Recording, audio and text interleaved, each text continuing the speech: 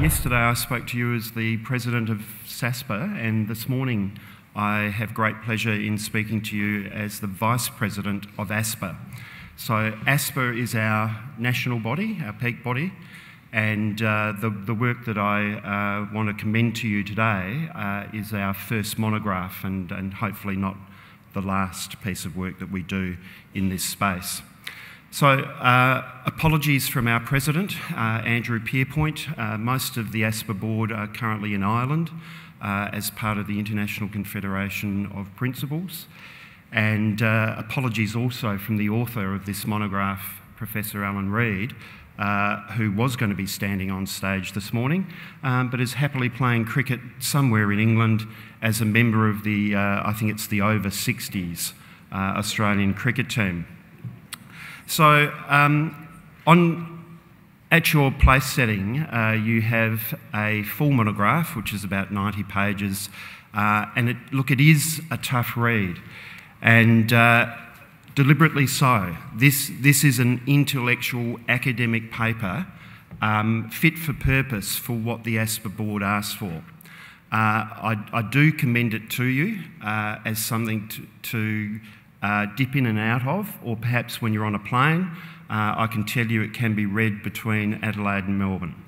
Okay, so, but if you're looking for the, and I'll sort of make a gender faux pas here, so males in the room, please don't take offence. If you're looking for the blokes read, go executive summary, go to the ASPA website, and you'll get an infographic, which is a one-pager, that will help you navigate the full paper. Go to the recommendations, which are at the back of the full monograph in summary, and read the pull-down quotes. After that, I really would ask you to read the paper. So where did the paper come from? The genesis of this paper was December 2016, when the ASPA board was meeting in Brisbane, and we invited the Director General of Education in Queensland to meet with us. His name's Dr. Jim Watterson, and he has since resigned from that position and taken up a post at the School of Education at University of Melbourne. And Jim was very blunt with us and said, "You have no traction. Your message is not heard.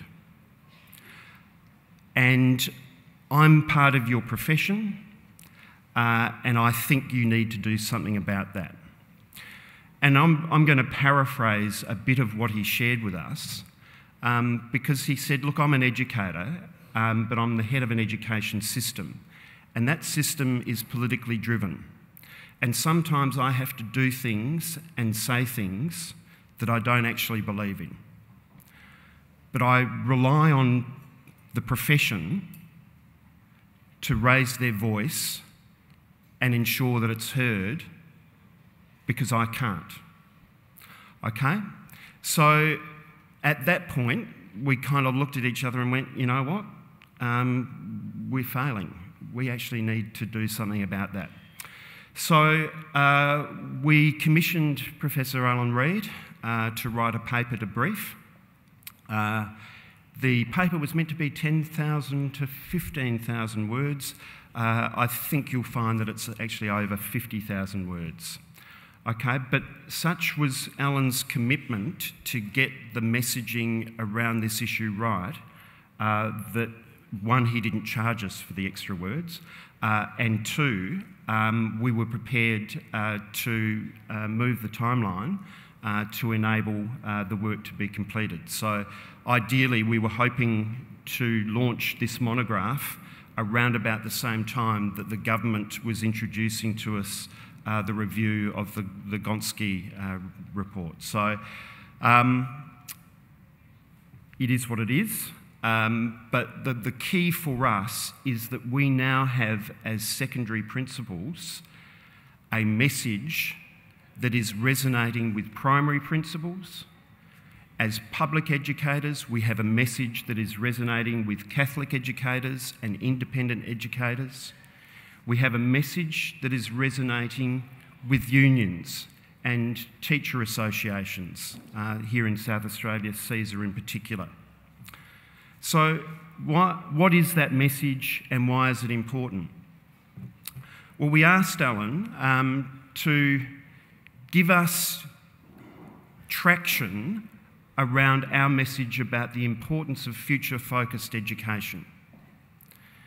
Tell us why it's not getting any traction and show us how we can get that traction.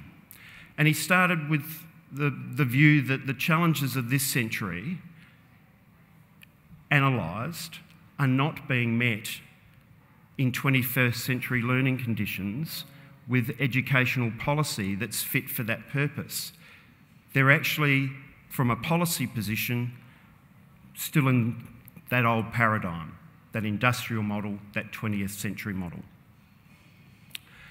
Alan showed us the binary. We knew the binary, but he talked to it with deep analysis, that there is, in policy settings, largely a discourse around the standardisation focus. And this is not helping the discourse that we're running, which is the future-focused discourse. So not telling us anything new there, but going deeply into the root causes of why this is so. Essentially, we knew all along, and the reason why we wanted this paper was we think we're at a fork in the road moment. It's pretty serious from our perspective as an ASPA board. We either go one way or we go the other. And our commitment is to the common good of all young people and their education and preparing them for the future that we see and the complexity that that holds. So if that's down the Futures Focus road, then how can we tell that story? How can we have that resonate in policymakers' minds?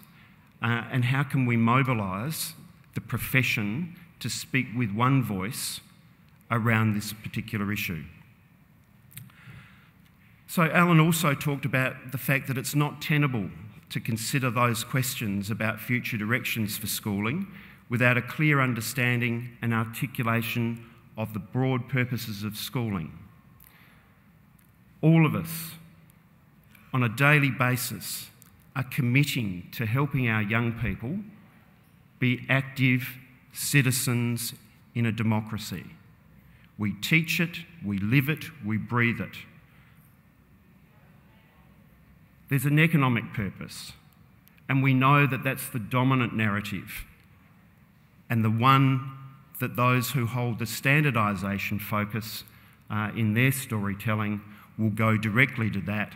But as Alan points out in the paper, that's about focusing on a way of learning and approaching of schooling that takes us back to the last century. You can do the economic focus from a future-focused perspective, but we've got to tell that story.